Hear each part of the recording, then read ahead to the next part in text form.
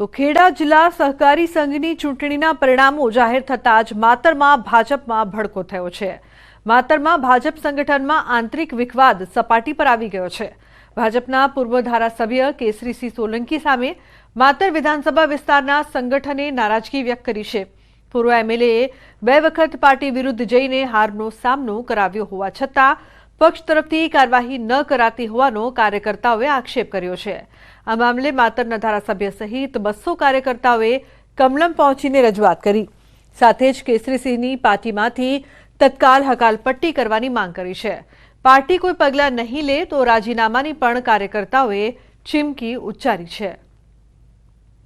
इस समय पार्टी कोई पगला नहीं लीधा एनी माटे अमे आज पार्टी ने कहेवाया है कि भाई अमे 4 मते हारी गया है तो पार्टी ने जणावाया है कि पार्टी ની અંદર બે તળા વિભાગ પડેલા છે તો કાર્યકર્તાઓનો અહીંયા આગળ મરો થાય છે। અમારી માંગ એ છે કે ભાઈ પૂર્વ ધારાસભ્ય શ્રીને હાલની તારીખમાં સસ્પેન્ડ કરવામાં આવે એવી અમારી માંગ છે। જો સસ્પેન્ડ ના કરવા તો અમે પાર્ટીના તમામ કાર્યકર્તા હોદ્દા ઉપરથી રાજીનામા આપીશું। કે પાર્ટી વિરુદ્ધમાં જે કાર્ય કરે છે પાર્ટી હજી સુધી એમને સસ્પેન્ડ કર્યા નથી। 2 વખત સહકારી ક્ષેત્રમાં પાર્ટીમાં સાથે રહી અને હરાયા છે અને પાર્ટીના કાર્યકરો મૂંઝવણમાં છે કે ખરેખર અમે પાર્ટીમાં છીએ કે સામેવાળા પૂર્વ ધારાસભ્ય શ્રી સાથે છીએ।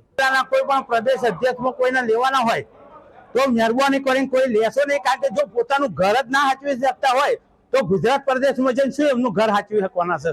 આજ મારી વિનંતી છે, અમારી માંગ આજ છે કે એને જે તે કરીને નિર્ણય કરવો જોઈએ। કાં તો અમને કહી દે તમે જતા રહો, કાં તો એને કહે તમે જતા રહો।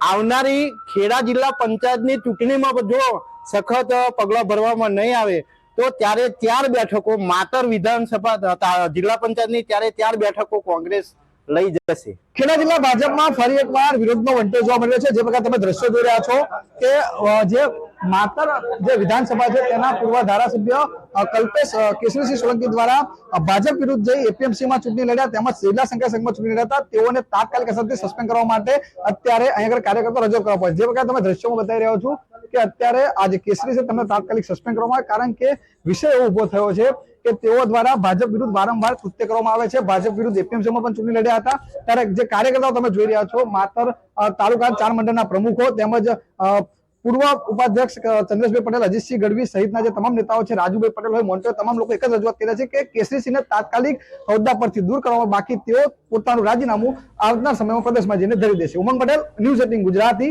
નડિયાદ, ખેડા।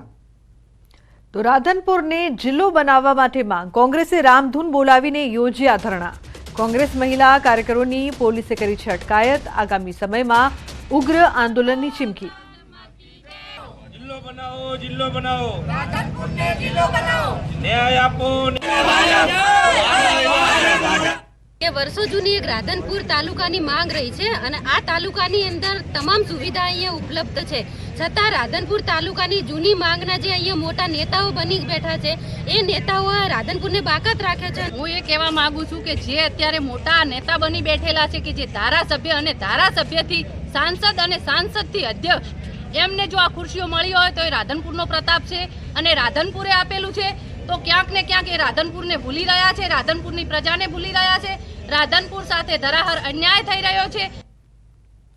તો ધ્રાંગધ્રામાં સરપંચને સસ્પેન્ડ કરવાની માંગ, રાવડિયાવદરના સરપંચને ગેરલાયક ઠેરવવાની માંગ। ગ્રામજનોએ ટીડીઓને આપ્યું આવેદનપત્ર। ઉમેદવારી ફોર્મમાં સંતાનોની સંખ્યા ઓછી બતાવીને ફોર્મમાં 2 સંતાન હોવાનું દર્શાવ્યું હતું। હાલ સરપંચના ઘરે 3 બાળકો છે। ગ્રાન્ટની રકમનો પણ દુરુપયોગ થયો હોવાનો આરોપ લાગ્યો છે। અને જો એને 3 બાળકો છે, ચૂંટણી પંચના નિયમ મુજબ 2 બાળકો હોય અને ત્રીજું બાળક થાય તો એને રાજીનામું આપવું પડે અને સરકારશ્રીએ કાયદેસરની કાર્યવાહી કરવી પડે। તો દાહોદના વરોડમાં મહાદેવ મંદિરમાં ચોરીની ઘટના થતાં ખળભળાટ મચ્યો છે। ₹5 લાખથી પણ વધુના મુદ્દામાલની ચોરી થઈ છે। ભગવાનના મંદિરમાં ચોરી થતાં સ્થાનિકો અને શ્રદ્ધાળુઓમાં રોષ ફાટી નીકળ્યો છે। તસ્કરોએ મંદિરના દરવાજાના તાળા તોડી મંદિરમાંથી આભૂષણની ચોરી કરીને ફરાર થયા। આ બનાવ અંગે લીંબડી પોલીસને જાણ કરાતા પોલીસે ઘટના સ્થળે પહોંચી આરોપીઓને પકડવા તજવીજ હાથ ધરી છે। ખરેખર ખૂબ જ નિંદનીય બાબત બનેલ છે। શિવજીની પ્રતિમા પર નાગનું તથા માતાજીના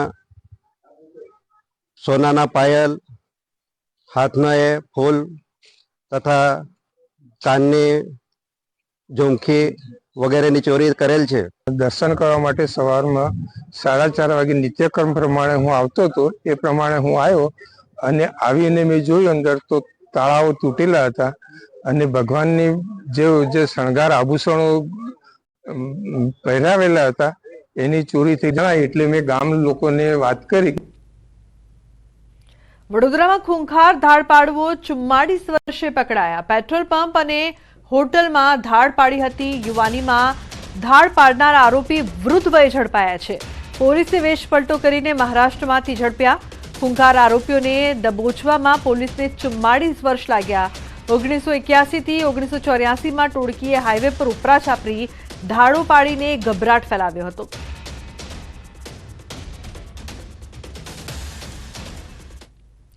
તો જૂનાગઢ ભૂતનાથ મંદિરમાં ગાદીના વિવાદ મામલે ભૂતનાથ મંદિરના મહંત શિવગીરીએ કર્યો છે મહત્વનો ખુલાસો.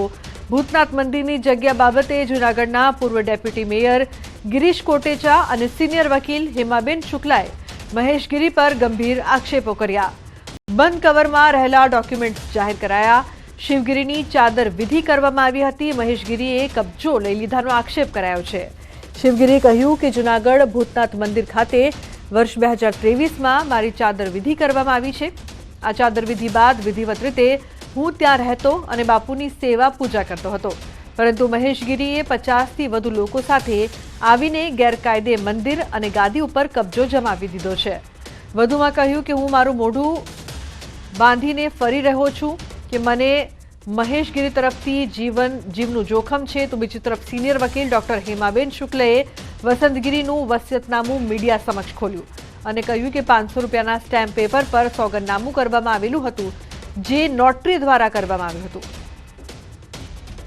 મહેશગીરીએ જે રીતે અંગૂઠા મારીને ચીખલિયા સાહેબની હોસ્પિટલમાં જે એને સોગંદનામું કરાયું હતું રાતે વિડીયો રેકોર્ડિંગ સહિત ગયા હતા.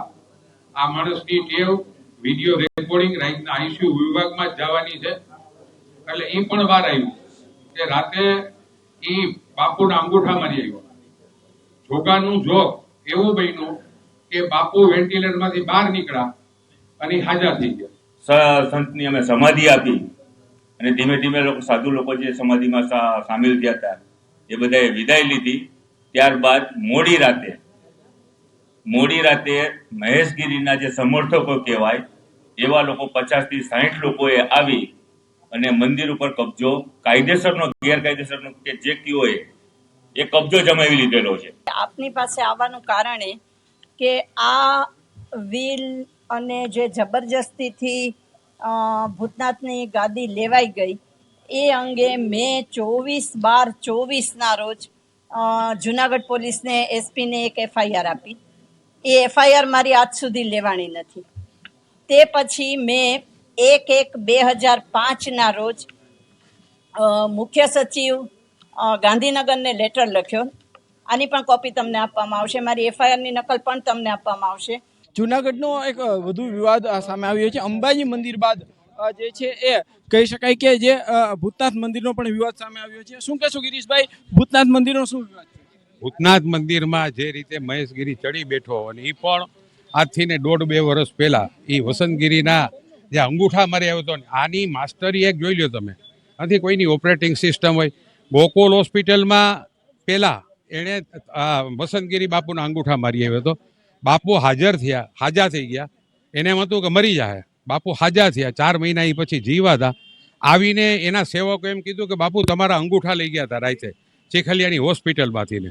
એટલે બાપુએ આવીને બધાને ભેગા કર્યા કે ભાઈ મારે મારો ચેલો નીમીને જવું અને આને ગરવા પણ ન દેતા. એ પછી બાપુએ આખું વ્હીલ તૈયાર કર્યું. એ આજ તમારી બધાની હાજરીમાં ખોલવામાં આવ્યું અને બાપુએ એમાં ચોખ્ખું લખ્યું છે કે મારા અગાઉના કોઈ પણ હોય કેન્સલ કરવાનું, હું મારો ચેલો શિવગીરીને બિહાડી. ખાસ તમે સંત સંમેલનની એક જાહેરાત કરવામાં આવી છે. ક્યારે બોલાવવામાં આવશે અને કેવી રીતના આખું આયોજન? બાપુ એક આયોજન, કારણ કે સૌરાષ્ટ્રના સંતોએ એની જગ્યાઓને જાગૃત કરી છે. આની જેમ અંગૂઠા મારવા વાળા નથી, આ તો પરપ્રાંતીય છે. આ નાસિકનો છે. પરપ્રાંતિની વાત કરીએ તો ક્યાંથી આવે? નાસિક